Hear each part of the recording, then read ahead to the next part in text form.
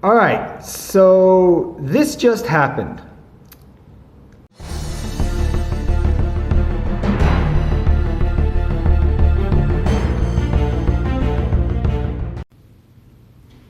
Hello, all you guys, girls, and collectors out there. Just plain Ken here, giving you a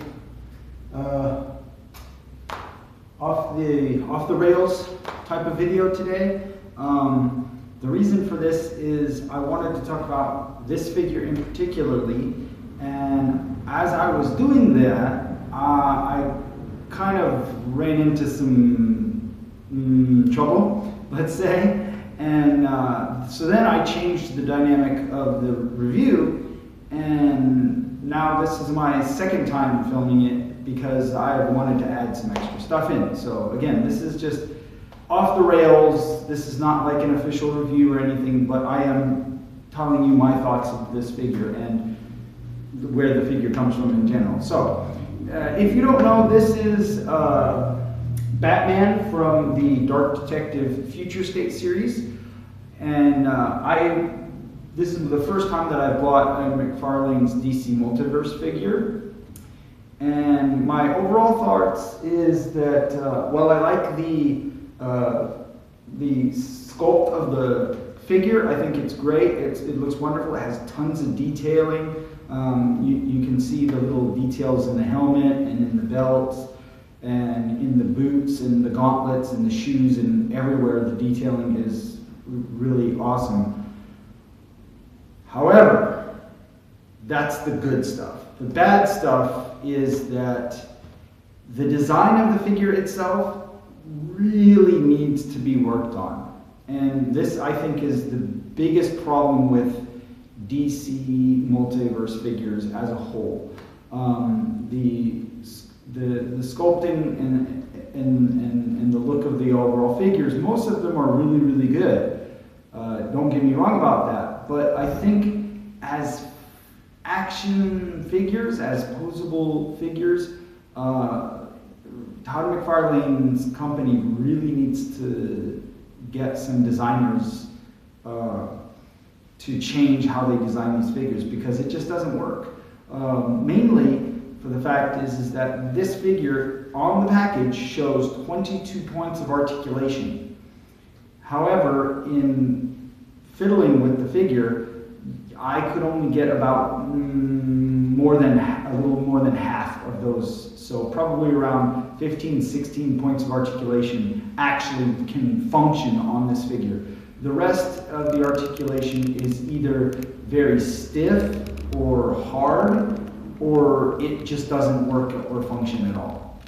So this kind of makes me feel like Todd McFarlane, who once changed the way we looked at how action figures were back in the mid to late 90s, and then sort of kind of dropped off in the early 2000s, only to come back when Marvel and Star Wars was starting to really get hot again, and they were introducing 6-inch figures. So Todd was like, well, I'm going to go ahead and I'm going to make my own multiple posable figures, and they're going to have great sculpts, and they're going to have 22 points of articulation, but yet great sculpts and a lot of articulation don't really mesh very well unless you know what you're doing. I mean, you have to have a solid design. And there are companies that can actually do a really good job balancing those out. I believe Mafex, SH Figuarts,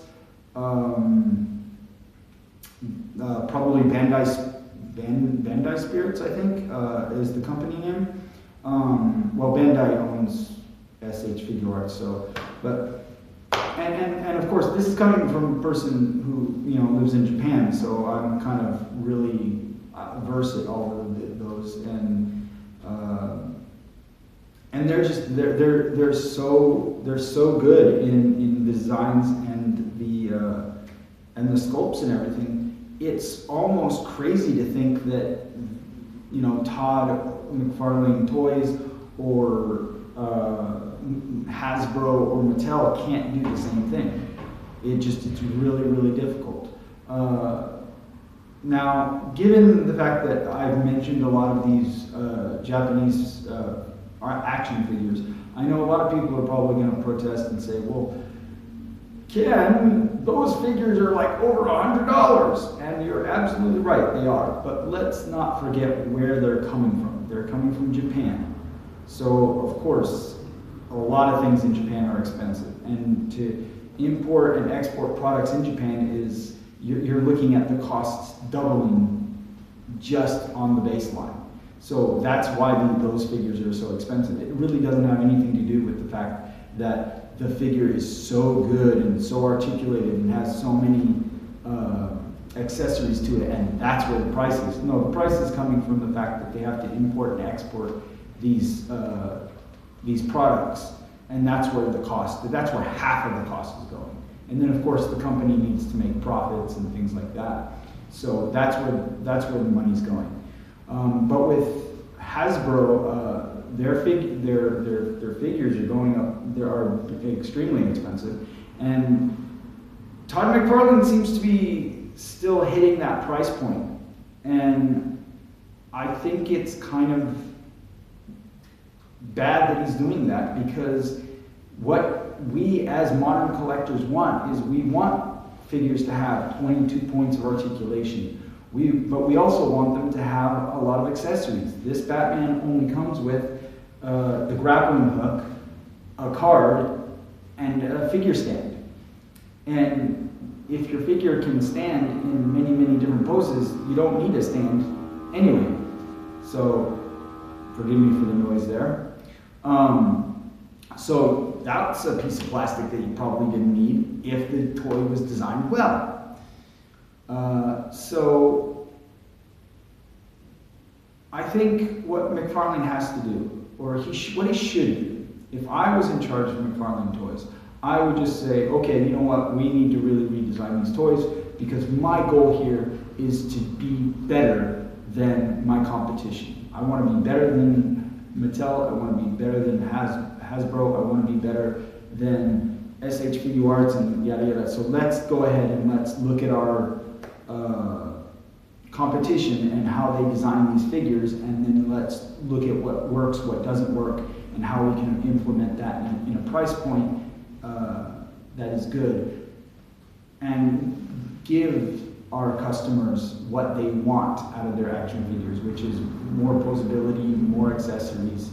And of course, if this figure had what I wanted, if, for example, if instead of the coat being a hard plastic, what Todd McFarlane should have done was he should have made the coat a cloth material, and then he could have released the figure as he does in the gold label, which is without the coat, and then you can put in a lot of accessories, maybe like 2 batarangs, maybe an extra head, maybe some extra hands as well, and of course fix that articulation, because as anybody who's held a Mcfarlane Toys action figure knows, is that while it's very weighty and heavy and the plastic doesn't seem cheap at all, it's very stiff, and you hear the pinching and the cracking of when you're moving the figures, and you're just so afraid that maybe if you push too hard or you turn a wrong way or something, it's going to break, even though it's big and heavy, which is the interesting thing. So I think, not to make this video go on too long or anything, because I want to keep it around 10-15 minutes. I think that aesthetically, Todd McFarlane's nailing it out of the park. I think design-wise, I think he really needs to go back to the drawing board and redesign these figures. And while I'm very happy having this figure, it feels just a little bit disappointing that I really can't do much dynamic posing with the figure, seeing as the articulation is very rough. So, and I've seen some customization out there that actually kind of address this, and I might just go ahead and do that, because these figures aren't really that expensive. So, which again is a good thing, but if this is what we were getting 10 years ago, And it's like, we should be getting better. And if Todd McFarlane says, hey, if you want more of this, then those figures are going to be 35. I'm fine, because guess what? Valaverse came out, last year, and they have better articulation, they have more accessories. So what's stopping Todd McFarlane from doing the same thing? And this is across the board, because I had the same similar situation with Mortal Kombat. I had like 4 or 5 Mortal Kombat figures, and then I just decided to get rid of them because, you know, I pulled an arm up and the arm popped out, or the fact that, you know, I had a Shao Kahn who came apart at the ab joint, and it was so hard to put it back in because the way that he sculpted and with the designs of the armor and stuff, it was hurting my fingers. So I was like, this is not good at all. And there is no way I'm paying those ridiculous prices for like the Storm collections or the Mafex or anything. If I was gonna buy something from those kind of companies, I really want a dramatic price cut, because I just think $100 for one action figure, no matter how good the detailing is, no matter how good the articulation is, and how much I love the character, it's just not gonna happen. So I'm gonna go ahead and I'm gonna stop this now. I hope you enjoyed it. Please leave a like. If you have any questions, comments, you want to tell me I'm full of shit, go right ahead in the comments below. This is Just Plain Ken saying to all you guys, girls, and collectors out there, find it, grab it, play with it.